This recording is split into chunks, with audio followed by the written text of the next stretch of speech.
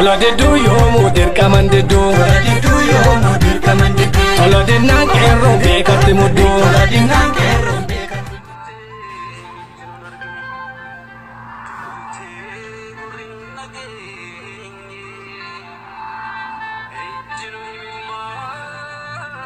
Seenaa gabaabaa Jaalladhii Gammadaa.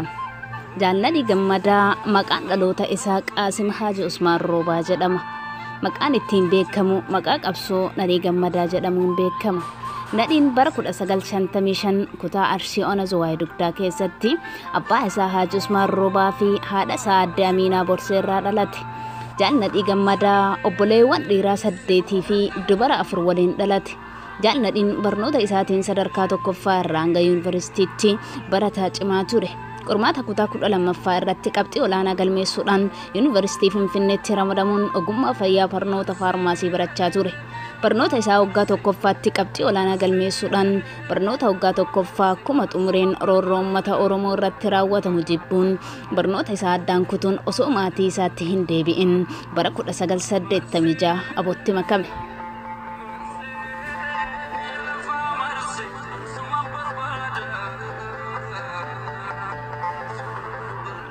Nadhiin bara 1993 walga'ii aboo irratti hirmaachuuf wardiyoota isaa jaa wajjin osoo gara iddoo bookee 27 jedhamutti deemuun bakka Asagoo jedhamu tan daangaa Arsii Harargee jidduutti argamtutti butamee achi buuteen isaa dhabame.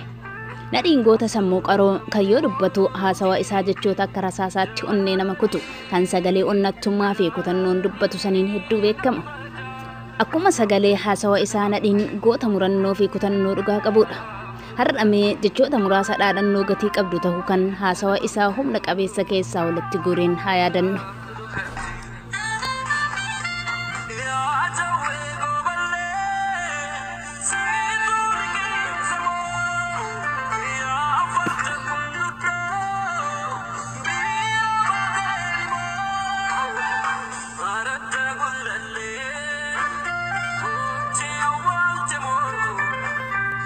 Jechoota jajjaba Jaalladhii Gammadaa wajjin Jaalladhii Gammadaa dubbatan muraasa isaanii haa qooddannume.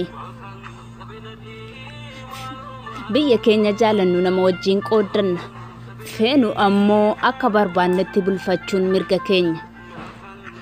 Osoo alagaan biyya keenya irratti nu bulchuuf lafa dhiitu kan hidhatee muratee dhaaddatu nuti ammoo mirga keenya kabachiisuudhaaf wanti murachuun hanqisu hin jiru. Hiree uummata Oromoo kan murteessu uummata Oromooti malee anatu sii beeka karaa kana deemtu malee kan nuun jedhuu fi kan afaan qawweetiin nu doorsisu jiraatu uummanni keenya fudhachuuf qophii miti jechuudha. Seenaa abbootii keenyaa kan aanolitti dhuman san jiraachisuun biyya keenya Oromiyaa harka Oromootti Oromiyaa harka ilmaan haqaa kan Oromoo uummata Oromootiif dhaabbatanitti galchuu qofaan. Hundi keenya uummanni Oromoo bakka iyyuu harka wal qabannee waliin dhaabbannee waan warri aanolitti wareegamaniif san gatiitti godhuudhaaf fuuldura haa tarkaanfannu.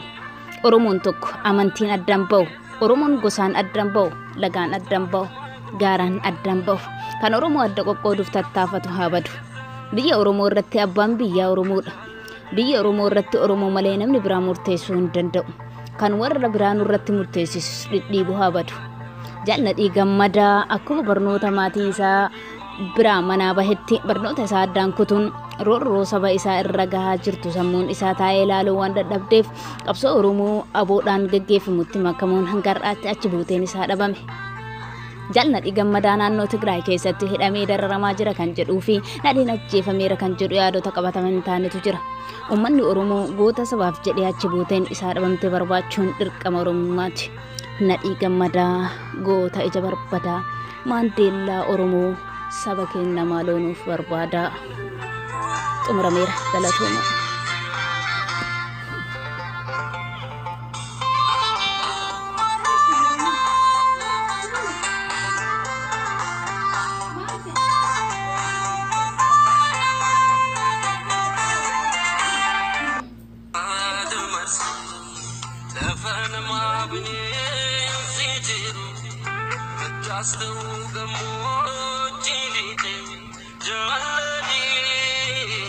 Jaalladhii Gammadaa.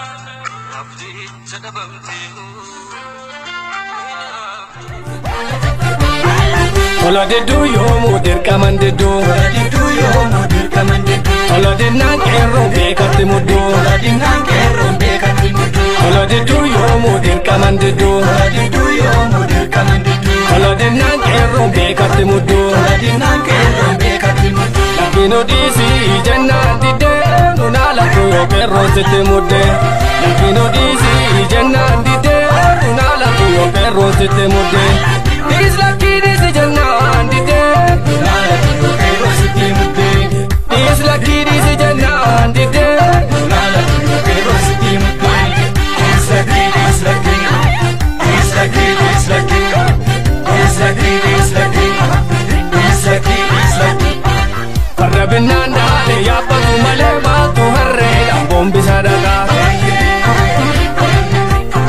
Wajjin bullaa beekaa callisne malee dhiis kana booda sobdee nu balleessitu maqaa Otootorra baay'ee gaggara galee yoo gamtaadhaaf fincaan ganeef hin coofnu Duduugee oobee sin dhabamsiisaa dhiis nu matu sin goomsise duraanu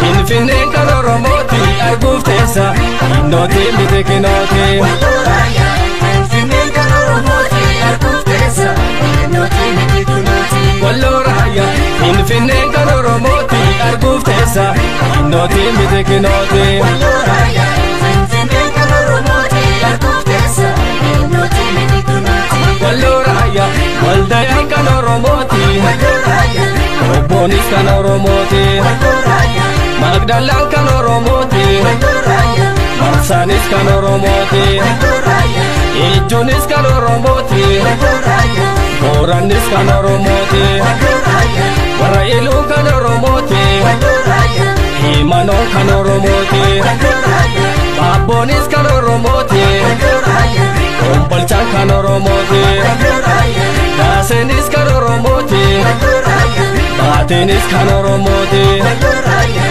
Haamiseen kan Oromooti Walloo raayyaa Shaaroobe kan Oromooti Walloo raayyaa Finfinneen kan Oromooti arguuf teessa Innooti miti kinooti Innooti miti kinooti Innooti miti kinooti Innooti miti kinooti Innooti miti kinooti Innooti miti kinooti Kinooti kinooti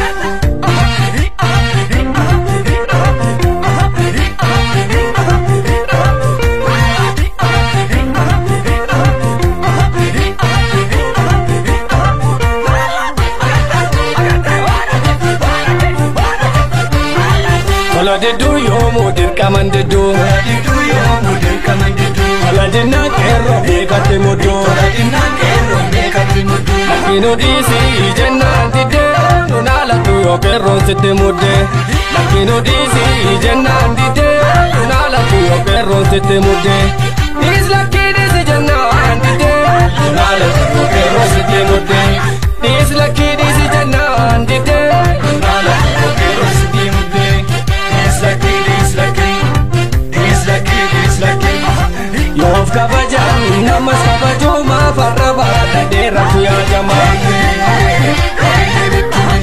Isintu keenya jecha nuti baasaare manga gareenya jechoon isisinuma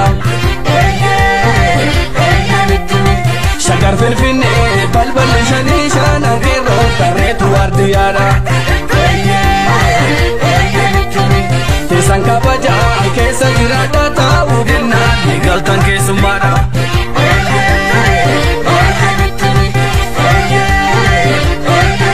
Walloo raayyaa Finfinneen kan Oromooti arguuf teessa Innooti miti kinooti Walloo raayyaa Finfinneen kan Oromooti arguuf teessa Innooti miti kinooti Walloo raayyaa Ankoobar kan Oromooti Walloo raayyaa Manjaaris kan Oromooti Walloo raayyaa Raasaanis kan Oromooti Walloo raayyaa Daangaa karrayyuuf wallooti Innooti miti kinooti